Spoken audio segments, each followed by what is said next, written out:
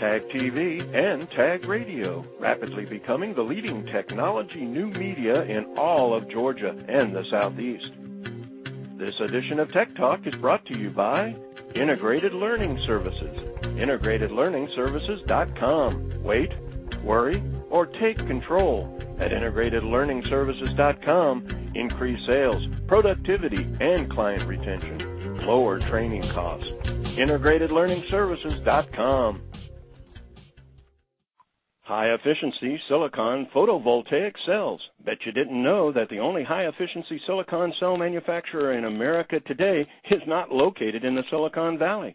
That's right, the world's lowest cost, highest cell conversion efficiency available in full-scale production is not even in the West Coast. It's right here in Atlanta. Suniva is producing world-class technology and record-setting efficiencies while exporting more than 90% of its production to Europe and Asia. Greetings, everyone. It's Tuesday, July 20th, 2010, and this is Tech Talk with Technology Association of Georgia President Tino Mantella. I'm your guest host, Frank Baia. Seems more and more of our programs feature world-class technologies once only innovated and developed in the far, far east or the far west coast of the United States. Yet once again, it's the ATL that takes the lead in yet another rapidly growing advanced technology solution, and even more important, a new worldwide rapidly growing marketplace. The Tech Talk is, well, all green. That's both environmentally and for the company's bottom line. In fact, our state economic bottom line in attracting an entire new industry sector. Suniva Atlanta, albeit the U.S.-based technology to make solar PV. That's photovoltaic products for creating clean, earth-friendly power generation to address global energy needs. It all began with the work of a single professor at Georgia Tech and its Department of Energy Center of Excellence, evolving from a purely academic research environment to a hands-on industry resource to the formation of Suniva itself, which now holds exclusive rights to over 40 granted and pending patents. Up to today's Tech Talk is the company's Senior Director, Strategic Partner, Anthony A. Coker, 30 years of experience in high-technology products and markets, previously providing solutions to international clients around the globe. Anthony is now responsible for Suniva Solutions development, key customer relationships, and global product certifications. His credentials span a spectrum of C-level positions at marquee multinationals such as GE Plastics, Dow Corning, Hemlock Semiconductor, Accenture, Software AG, ITW, and Davy Powergrass McGee. Electricity from Sunlight, mainstream in most world markets. Anthony Coker, Senior Director, Suniva, Tech Talks on the technology for everyone who needs power and has access to sunlight. Anthony, welcome to Tech Talk.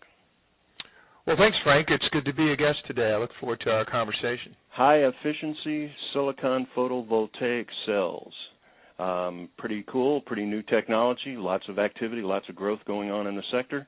Let's start with a little bit about Suniva itself, and I guess a lot of our listeners are going to be interested about how it broke into this whole area as far as an upstart, and I know it's just rather recent. So give us a little bit of history on that. Sure, I'd be glad to, Frank, and appreciate the opportunity. Solar is a really fascinating area, especially photovoltaic solar, where we convert sunlight into electricity. And, it might be said that it's been around for over half a century now, but it's really hit the forefront of where technology hits commercialization, and it's out there in the public sector now, and even you and I can have it put on our roof, and we can be generating positive ROI in just a matter of years.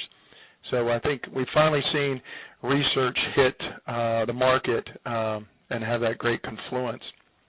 You ask about how Suniva got started in it, and really this is our third year of since inception.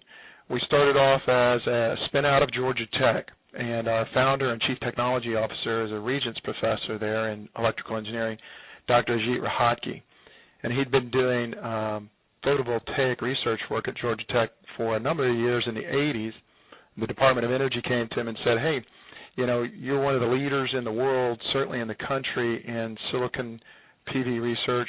We'd like to set you up as a center of excellence. So they set up the University Center of Excellence in PV, and they picked Dr. Rohatgi's lab to be that.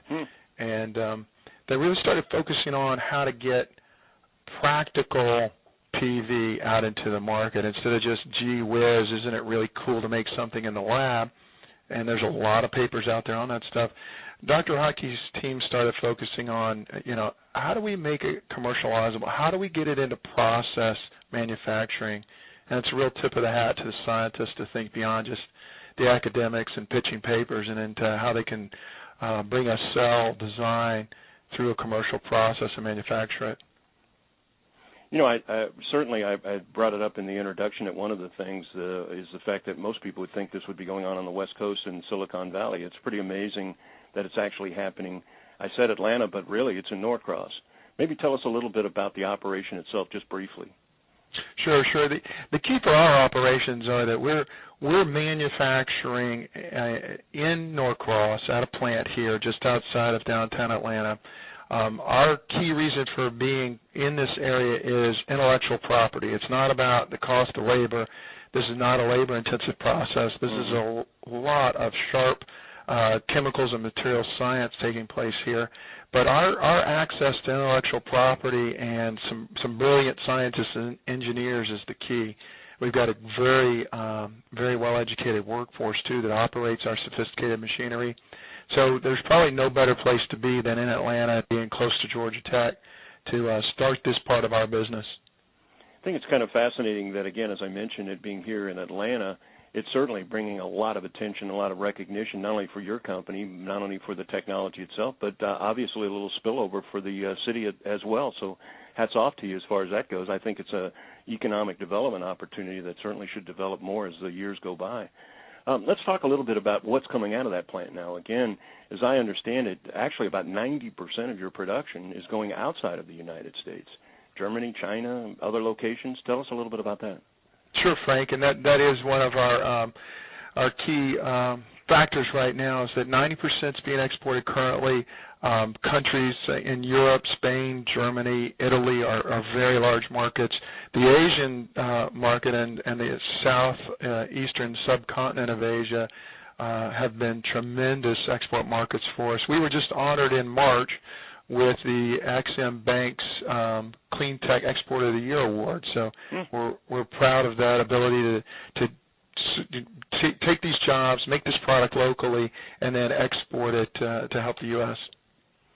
A lot of talk as far as the USA is concerned. Certainly even there's a lot of focus on green and the whole environmental friendly situation, but why isn't the USA on that list?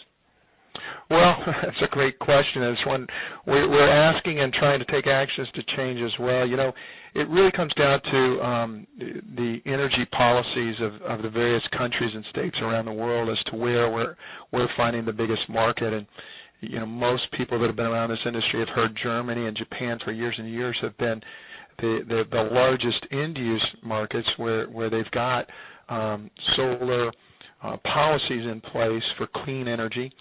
Those countries pay a lot for their electricity, so they're looking for ways to get new renewable types of electricity in those countries.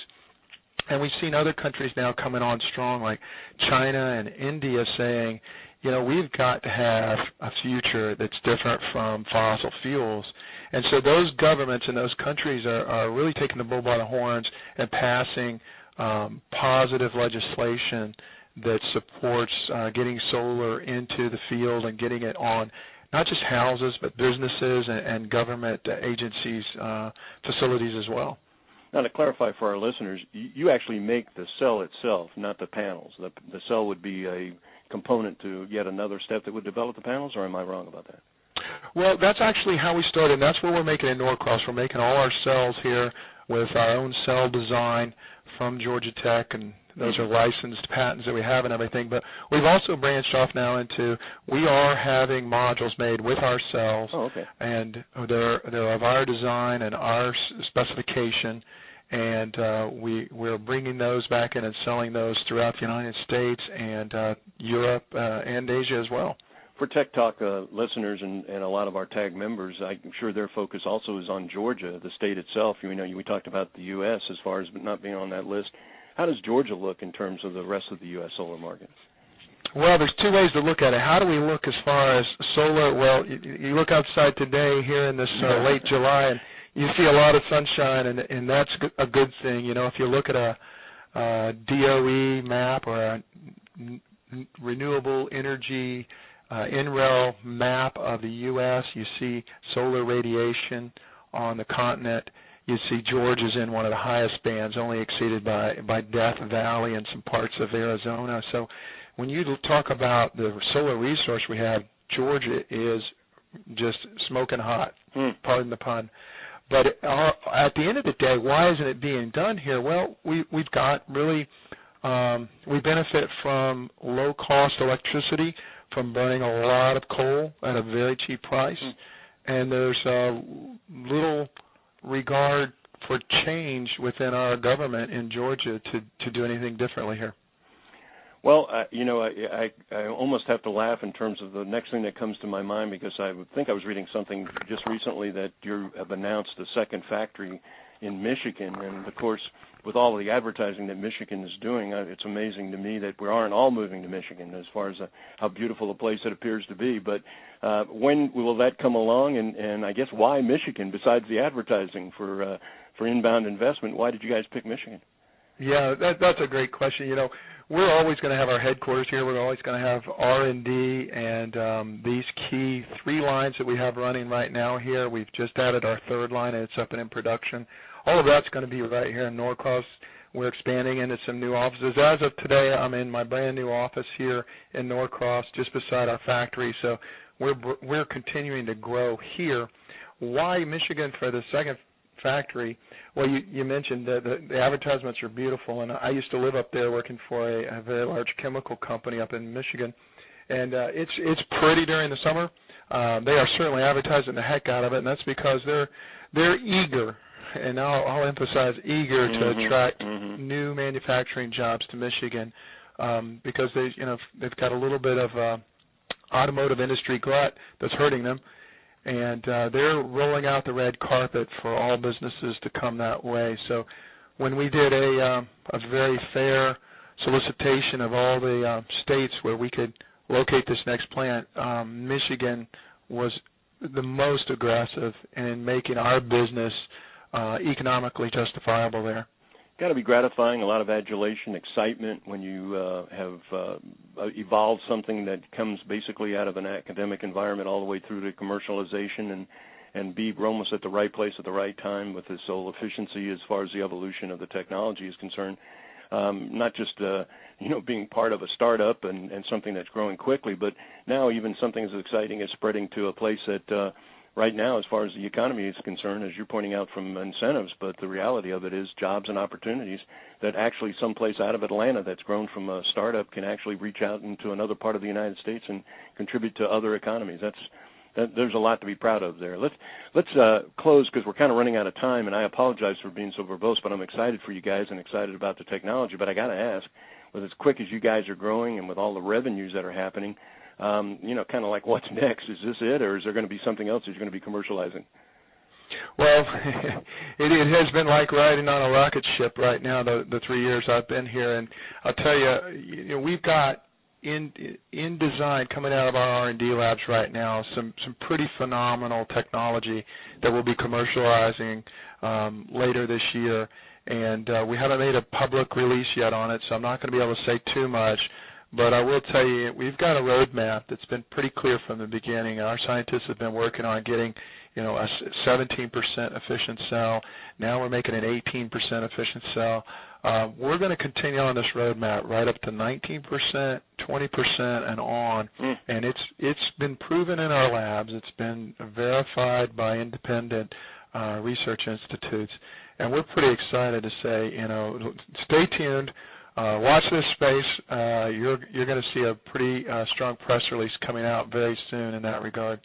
Senior Director, Strategic Partner, Suniva, Anthony Coker, thank you so much for joining us today on Tech Talk. It's been my pleasure, Frank.